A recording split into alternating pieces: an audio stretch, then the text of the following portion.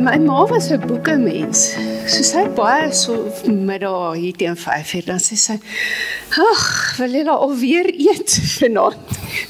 Maar dis omdat sy nie lus was vir die kombuis nie. Dit was nie omdat sy nie lus was vir die tafel nie. Sy het geglo, 'n mens moet so om 'n tafel sit na ete en gesels, en nog gesels, en nog gesels. Tot my pa sê, kan ons nie geriefliker gaan sit nie, asseblief. Ja, ons het 'n bietjie deurgesit.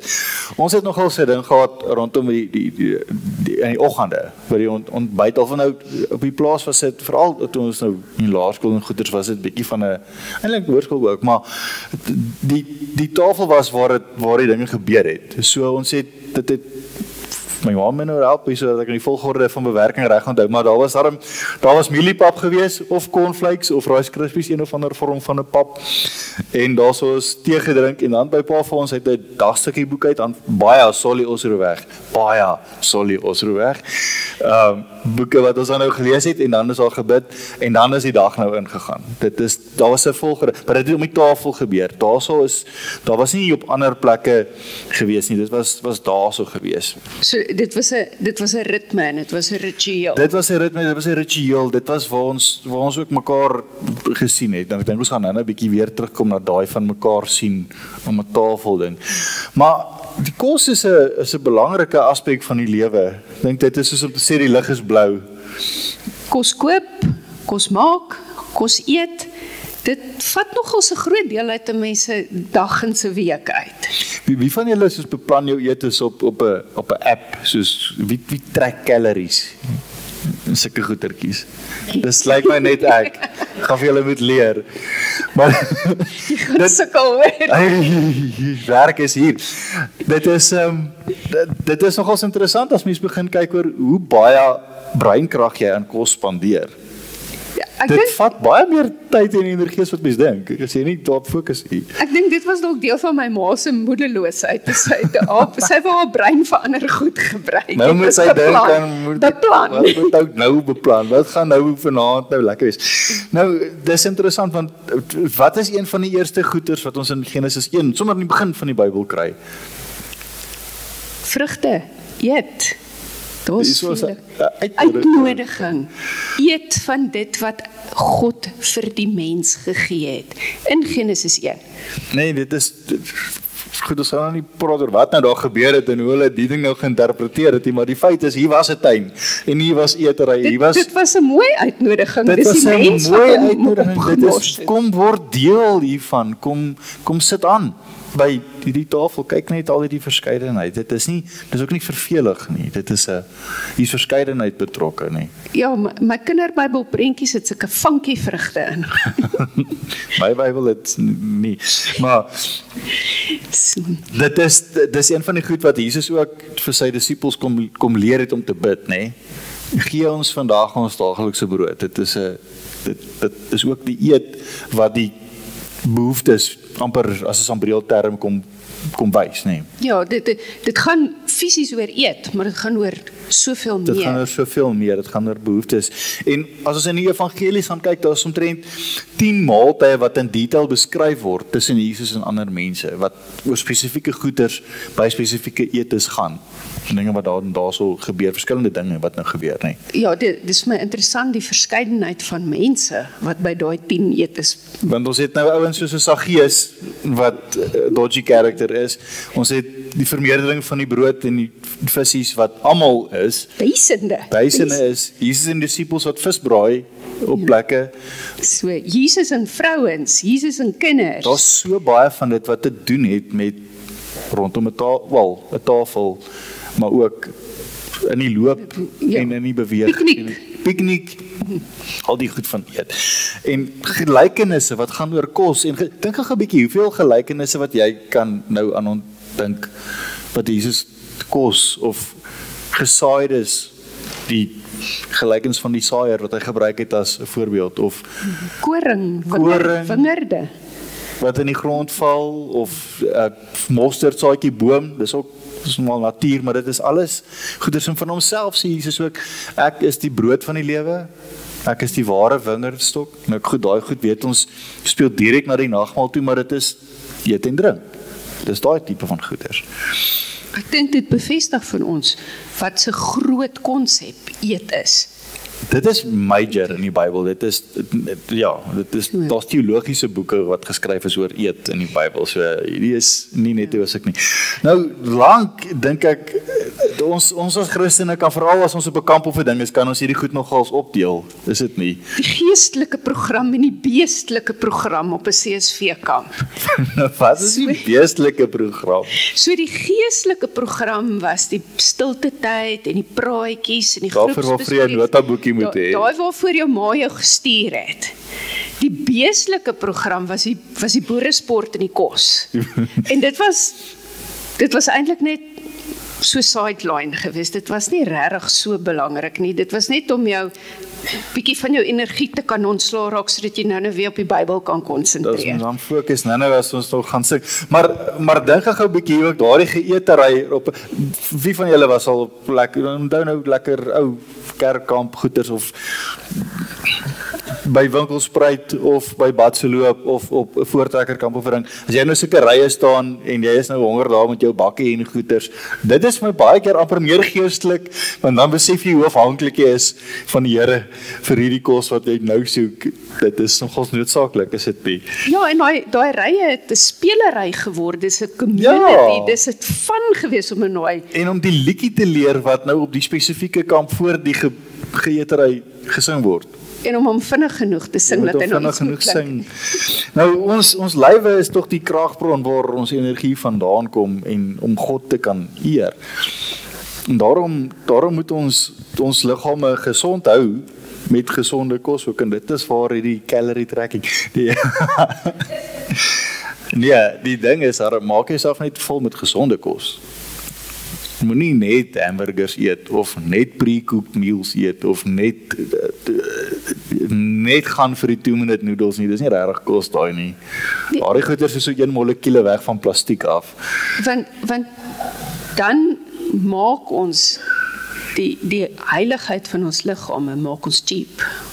Ons pas dit nie op nie, en dit is ons kragbron waaruit ons geestelike lewe moet leef.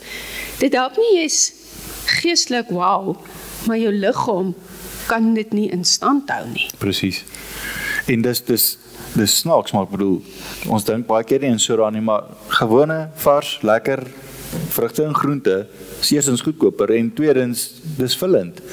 En daar's vitamines en daar's al die goeders wat jy nodig het, nee, Dr. Dietitian daar's aan my linkerkant. Waarheid wat ek praat hierso, as hy. En die vars goed is daai goed wat in Genesis 1 vir ons die goed wat ons was. So, dis jammer dat hulle nou nie hamburgers gehad het daar nie en chips en so nie, maar daar is ook maar ietsie te sê vir 'n lekker stukkie vars avokado en tomatieslaai. Nou, soms het ons nie kos nie. Soms is ons in 'n situasie wat ons die yskas oopmaak en daar so 'n halwe appel en 'n botteltjie water en dan maak jy hom toe en dan loop jy draai en hoop jy as jy nou terugkom is daar nog iets. Maar dit is nie daar nie. En soms sien ons dit rondom ons ook. Daar is 'n groot tekort in ons eie lewe en in ander mense se lewe aan kos. Want eet is lekker en dis 'n geleentheid om tog vir die Here dankie te sê dat hy vir ons voorsien. Maar ek dink almal van ons wat al op daai punt was waar jy moes sente omdraai en waar jy water by maalvleis gooi en nou maar 1 snytjie brood en 2 sny. Wat jy regtig besef hoe afhanklik jy van die Here is. En Handelinge 2, die teks het nou daar van die skyfies afgeval, maar Handelinge 2, as hulle daarso gespraat oor die gemeente daarso, sê hulle het almal elke dag getrou by die tempel bymekaar gekom, van huis tot huis die maaltyd van die Here gevier, en hulle kos met jubelende blydskap en in alle opregtheid geëet. Ek dink daai jubelende blydskap en opregtheid, want dit het nie goed gegaan met daai vroeë gemeentes nie. Hulle het swaar gekry. Hulle het nie noodwendig 'n oorvloed gehad nie, maar hulle was dankbaar vir dit wat lê. En wanneer ons by mekaar sit, wanneer ons saam hierdie goeie sit, dan kan ons mos 'n bietjie meer deel, nê? Ja, jy het dalk bietjie meer brood en ek het dalk 'n mango boom in my tuin. En as ons hierdie twee goed bymekaar sit, het ons 'n gebalanseerde maaltyd. Mango slaai. Saam bly wees is ook belangrik op hierdie goeders, want ons vier tog graag dinge saam, is dit nie? Soos gister. Die van julle wat hierso was, as jy nou vir my sê gister was dit 'n vervelige atmosfeer, dan sê ek vir jou blaatant, jy praat chol. Dit was feestelik, ons het gevier, dit was lekker. Dis wat ons doen rondom kos. Dink gou 'n bietjie aan met enige, kom ons vat 'n sportgeleentheid wat gevier word, of by wat verkoop by skole, ook die kos. Ons vier dinge saam rondom kos. As iemand verjaar, ons gaan eet uit. Ons vier dit saam rondom kos. Ons klink ons glasies. Baie geluk. Ons cheers hierop. En gister se kos veral was lekker. Die ouens wat veral die vleiserige goeders, ek het ongelukkig nie by nagereg uitgekom nie, of by pannekoek nie, maar van die ander... Daar's nog 'n bakkie nagereg in my yskas as jy wil kom na kerk. Soveel versoekings. Maar dit was smaaklik. En laat ons nou maar eerlik wees, bazaar hotdog kan baie keer nou maar, nie ons sinne nie, ander. Sy goed kan maar flouerig wees, maar ons goeders is altyd lekker. Ons goed is smaaklik. Daar's iets te sê daarvoor. Kos maak van 'n ding 'n event. Kos maak van 'n ding 'n event. En baie keer is dit, daar's van ons wat nie saam met ander mense in huis bly nie. Ons bly enkel, alleen. Is kos maak dan ook 'n event? Is kos ook dan 'n event? Verseker. As jy dit vir jouself 'n event maak, steek vir jouself 'n kersie aan. Sit die mooi bord en die mooi glas op tafel. En jy is nie alleen daar nie. Dit is Pinkstersondag. Ons het 'n Heilige Gees wat saam met ons daar is. En ek dink ietsie soos 'n lekker bord kos, nou wat dit ook al behels, wat ook al op daai bord is, maar die feit dat dit daar is, herinner ons dat God vir ons goed is. Dat te midde van alles bly hy vir ons goed en versorg hy vir ons. Dit is 'n rede vir dankbaarheid. Dit is 'n versekerde rede vir dankbaarheid, vir feesvier. Al sê jy net, dit is, die van julle wat The Chosen kyk weet, dit is so baie as hulle uitbeeld, sê hulle, blessed be Lord God, King of the universe, that brings forth the fruit of the vine, of wat ook al dit nou is, dan sal hulle nou verwys na die brood of die ding toe. Maar net daai breek en wees dankbaar. En dit is hoekom ons bid voordat ons eet. Dis nie omdat ons tradisie dit sê nie. Ons doen dit uit dankbaarheid. Ons gaan nou terugkom na 'n oulike storie oor dankie sê en bid by eetes. Wanneer die vroeë Christene geëet het, dan was dit 'n geleentheid om die Here te dank. En dit het na die nagmaal toe heen gewys. Nou, hierso het ons die kerkraad se hulp nodig, nee. Hier het ons die kerkraad se hulp nodig. Ons is Jesus se liggaam. Ons as gelowiges. En ons het mekaar nodig. Ons kan nie hierdie alleen doen nie. En saam met mekaar eet ons ook om ons liggame en ons siele te voed. Dit is nie net 'n lyf ding nie, dis 'n totale ding. Die nagmaal is een van 2 sakramente wat ons in die protestantse kerk vier. En ons het nou al 'n paar weke terug gepraat oor bad en was, en dit herinner ons aan die doop. Volgende praat ons oor eet, en dit herinner ons aan die nagmaal. Dit is hierso waar ons gaan kyk wat Paulus in Korintiërs skryf vir die gemeente daar, as hy sê, ek het van die Here ontvang, wat ek ook aan julle oorgelewer het. Die Here Jesus het in die nag waarin hy oorgelewer is, brood geneem, en nadat hy God daarvoor gedank het, het hy dit gebreek en gesê, dit is my liggaam, dit is vir julle, gebruik dit tot my gedagtenis. Net so ook het hy na die maaltyd die beker geneem en gesê, hierdie beker is die nuwe verbond, wat deur my bloed beseël is. Gebruik dit elke keer as julle daaruit drink tot my gedagtenis. Elke keer as julle van hierdie brood eet en uit die beker drink, verkondig julle die dood van die Here totdat hy kom. Dit is eintlik vir my altyd 'n baie die morbiede stukkie aan die einde, want die verkondig nou Jesus se dood, maar ek dink die implikasie daar agter, die betekenis van wat dit alles kom doen het, is 'n belangrike ding. En is 'n bly ding, dit is nie 'n slegte ding nie. En ons weet tog wat het 3 dae na die dood gebeur. Ja. Ons weet, dit het nie daar gestop nie. So doodgewone brood en wyn word iets heiligs. Jesus het die sakramente met elke dag se goed binne ons bereik kom plaas. So interessant in die studies wat ek nou binnekort ook mee gaan baie meer mee besig wees en goeders, maar hulle praat van metafoor as ietsie van om iets wat die Grieks is metaforein, dit wat jy van ver af sien naby te kan bring, en dit is wat sakramente kom doen. Dit wat amper buitekant ons bereik is, word vir ons tasbaar, ons kan aan dit vat. Dit is hier, ek kan aan 'n stukkie brood vat, ek kan 'n slukkie wyn of 'n slukkie druiwesap drink, en dit maak dit iets wat ek naby kan kry. Iets heiligs, dit is spesiaal, dit is nie sommer net 'n brood en 'n wyn nie. Dit is spesiaal, dit is heilig, maar dit is hier, ek kan daaraan vat. Maar tog het hierdie brood van baie ver af gekom. Ja, nee, hy het nou nie hier in die lig uitgeval nie. Nee, dit vat 'n hele gemeenskap om te sorg dat jy nou 'n stukkie brood in jou hand kan hê. Want iemand moes daai koring geplant het. En al die stappe tussenin via Pick n Pay om dit nou in jou hande te geplaas het, maak dat daai stuk brood 'n simbool is van 'n gemeenskap, van die liggaam van Christus. Dit is nie net ons gemeenskap nie, dit is soveel wyer nie met ons. Ons is hierdie netwerk van mense en dis 'n plek van oorvloed wat gedeel moet word, en dit is hoekom ons dit in sulke groot brokke uitdeel, is sodat ons dit met mekaar kan deel.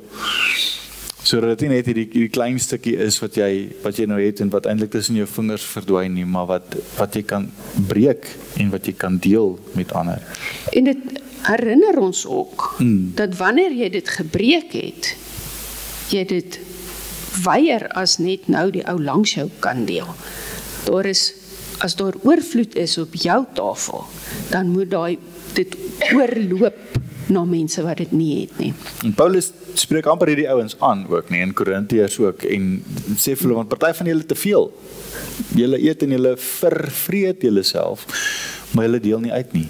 Julle hou dit vir julle self, en letterlik jy word vetter, maar jy is nie bereid om dit wat jy gekry het, die oorvloed wat jy gekry het, met ander te deel nie. Dit is nie eintlik hoe dit moet wees nie. Ons moet met mekaar deel as ons weet, iemand kry swaar, en ek het meer as genoeg, dan is dit my werk om te deel. Dis jou verantwoordelikheid. My verantwoordelikheid. Ons wil graag die nagmaal instel, so 'n bietjie die woorde van die sakrament net 'n klein bietjie kom aanpas, sodat ons kan hoor wat ons sê. As ons praat oor kos, maak mense heel. Kos maak ons binnekante weer heel. Wanneer ons die brood eet en die brood breek, dink ons daaraan dat Jesus se liggaam vir ons gebreek is, in stukke gebreek is, sodat ons weer heel mense kan word. Neem dit, eet dit, dink daaraan en weet, sy gebreekte liggaam maak jou ook weer heel.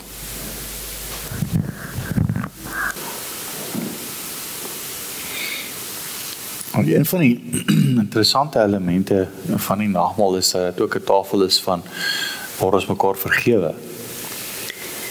Ja, daar het een keer 'n katholieke paus gesê dat die nagmaal is 'n aktiewe skool vir naaste liefde.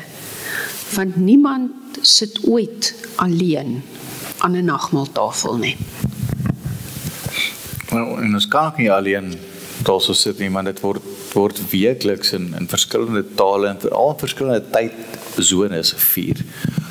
Deur verskillende nasies in baie uiteenlopende lande.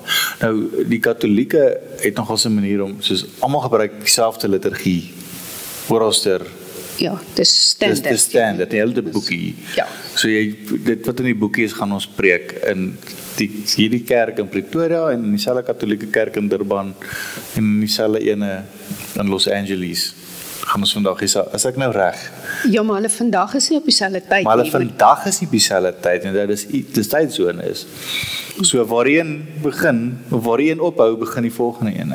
Nou ons in die NG Kerk, ons hou nou nie almal presies op dieselfde Sondagnagmaal nie, maar ek kan jou beloof, iewerster gaan daar 'n NG Kerk wees wat op 'n Sondag gaan 'n nagmaal hou. So iewerster doen ons dieselfde ding. Ons gee ook op 'n manier oor van die een na die volgende. En daarin lê 'n stukkie connection weer eens, maar ook 'n stuk versoening. Ja. Ek het so 3 weke terug het ek so iets van daai connection beleef. So ek het in Rusland gepreek en maar alles in 'n ander tydsone as wat ons is. So toe ek nou die Sondagoggend daar begin en ek verduidelik net eers waar ek vandaan kom, toe kan ek vir hulle sê ek kom van Rietfontein Noord af en Rietfontein Noord het nou net begin koffie en tee drink. En dit het so wow oomblik geskep. Dit het so dadelik was daar 'n connection tussen julle en daai mense wat julle nie eers van geweet het nie. Want hulle weet van saam koffie en tee drink. En dit is 'n ding. Nou, as jy saam met iemand sit en eet, dis baie moeilik om vir iemand kwaad te bly. Eintlik iemand nie te vergewe nie. As dit 'n medegelowige is, as dit iemand is vir wie Jesus ook gesterf het, vir wie Jesus ook vergewe het, en as jy nou al vir jouself op daai stoeltjie sit van, maar ek hoef nie iemand te vergewe nie. Ek is beter as Jesus, basies wat jy sê, dan moet jy mooi gaan dink oor waar is jou plek aan hierdie tafel. Ek sit nie aan die kop van die tafel nie. Veral as kind, my pa het aan die kop van die tafel gesit. Ons het rondom gesit, ons het langsaan gesit. Ons is nie die kop van die tafel nie, Jesus is die kop van die tafel, hy is die hoof van die liggaam. Ons moet onsself daaraan herinner aan waar ons plek is. Want ons is geroep om anders te wees. Om anders as die wêreld te wees. En vergifnis is daai een ding wat ons anders maak. As ons nie gaan vergewe nie, kan ons maar net so wel los. En wanneer ons die wyn drink, dan dink ons daaraan dat bloed is jou lewensbron, so reg. Dis wat die suurstof deur jou lyf vat en al die ander goeders sodat jou lyf kan operuit. Jesus het sy lewensbron, sy bloed vir ons laat vloei. Vir ons gegee sodat ons krag kon kry, sodat ons kan lewe, sodat dit ons lewensbron kan word, sodat ons ook kan lewe en vir ander mense lewe kan bring. Nogmaals herinner ons ook dat Jesus uit die dood opgestaan het en ons word daarom uitgestuur. Wanneer ons nou gevoed is na liggaam en siel, dan moet ons nou opstaan van ons stoele af en eventually iets gaan maak met dit wat ons nou gekry het. Is dit nie? Dit kan nie hier stop nie. Net soos wat Jesus, dit het nie by die kruis gestop nie. Die doel was die opstanding. Dit kan nie nou net ons hier stop nie. Ons moet uitgaan. Ons moet gaan deel. Ons moet meer mense nooi vir nog 'n ete en nog 'n ete en nog 'n ete. Fisiese ete is maar ook vir dit wat ons hierso doen. So ek dink gou 'n bietjie, waar is die leesstoel aan jou tafel? Verstaan jy wat ek bedoel? Wie is nie hier nie wat jy hierso sou wou gehad het? Wie mis jy? Wie dink jy moet jy dalk bietjie weer gaan nooi? Gaan hoor hoe gaan dit? Gaan hoor is hulle okay?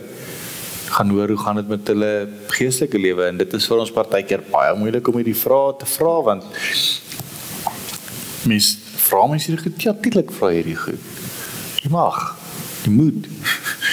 Dit is hoe ons mekaar ook sorg dat ons nie in ons binnekante, wil ek amper sê, honger ly nie. Maar hoe anders gaan ons dit doen? Ek het groot geword met 'n tafel wat groter kan word. So, toe ek 'n kind was dit 'n ovaaltafel met 'n plek vir 6 mense, maar ons was net 5. So daar was altyd 'n ekstra stoel wat simbolies kan wees. Dit is nie asof daar elke dag iemand anders nie, maar jy weet, daar's ruimte vir nog. En toe my ma oud word en in 'n klein plekkie intrek, toe haal ons die middelste stuk uit, toe sit 'n klein ronde tafeltjie, net vir hulle twee. Maar hy kon ook 12 mense gevat het. So, dit laat mens dink aan uitnooi, aan hoe kan ek 'n party hou? Wie kan ek nog nooi? Wie wil ek welkom hier innooi in my lewe in? Wie van julle eet aan tafel by die huis? Sit fisies by 'n tafel, sit nie net voor die TV nie. Wie sit net voor die TV en eet? Saskia, eet jy? Waar? Soms, Soms. In my kamer. sy onthou. Ons daar's ons ietsie te sê daarvoor om by 'n tafel te kan sit en jou kos te gaan geniet. Daar is regtig iets daarvoor te sê. Dis amper soos 'n disippelskap skool. Ons praat met mekaar. Dis hierdie ding wat Tiaan nou gesê het, jy mag vir iemand vra, hoe gaan dit met jou geestelike lewe? Die maklikste is as ons eers 'n bietjie koffie gedrink het. As ons 'n tafeltjie gebou het, nê? Ja. So, Kom ons eet 'n bietjie saam en vra maar, hoorie, hoe gaan dit met jou? Is jy alright? Want ons kan baie keer so in die verbygaan doen, maar die oomblik as ons sit en eet, beteken dit ons is nou stak in hierdie spasie of vir 'n rukkie. as die choppie eers op die kolle is, Ja, borsie daar is, dan daar's 'n verwagting dat hier nou 'n stukkie langer tyd gaan wees waarin ek dalk 'n bietjie meer vir myself kan deel. Dalk 'n bietjie kan oopmaak, want ons sit en ons fisies eet uit dieselfde bak uit. Skielik is hier geleentheid vir gesels. Wat is goed? Wat is sleg? Wat werk op die oomblik? Wat werk nie? wat is die snaakste ding wat hierdie week met jou Wat is die snaakste ding? Soms ook net in ons huise, gewoon, wat is die reëlings? Waar is 'n plek? Dit is 'n plek vir ons kan met mekaar kom om net te kan bystouch en te kan reëlings tref, want dit is die tyd, soos ons nou gesê het, wat ons weet ons almal op een slag ten minste vir 10 minute in dieselfde spasie gaan wees. Ons kan 'n paar dinge deurpraat. Eerder as dit ons net dit so afjaag en dit net oor boodskapies probeer stuur en dan maar hoop kommunikasie plaasvind. Maar hierdie word 'n plek waar ons soos, okay, goed, so dis wat jy bedoel. Ja, daai onthou herinner my nou aan daai ding. Nou onthou ek iets, nou kan ek aangaan. Dit help mense regtig daarso mee. Dit is ook 'n lekker plek om bietjie aan goeie maniere te werk. Ek eet op die restaurant gereeld saam met 'n 2-jarige. Dit het sy uitdagings. Maar ek wil dink goeie maniere vir die fase waar jy is sit bietjie daai selfoon eenkant. Maak bietjie oogkontak saam met die mense wat saam met jou aan tafel is. En hoor hulle, luister hulle. Wie het sulke tafelreëls by die huis? Sommiges volg dit nie, want ek sien julle het dit, maar of jy het dit of hulle het dit nie, so interesting. Ja, nou ons tafels en ons eetgewoontes sê iets van wie ons is. Daarom kan ons ook nou as 'n groep sê iets van wie ons is. En ek wil julle uitnooi, ons het 'n geloofsbelijdenis daar op die bord om dit saam hardop te bely.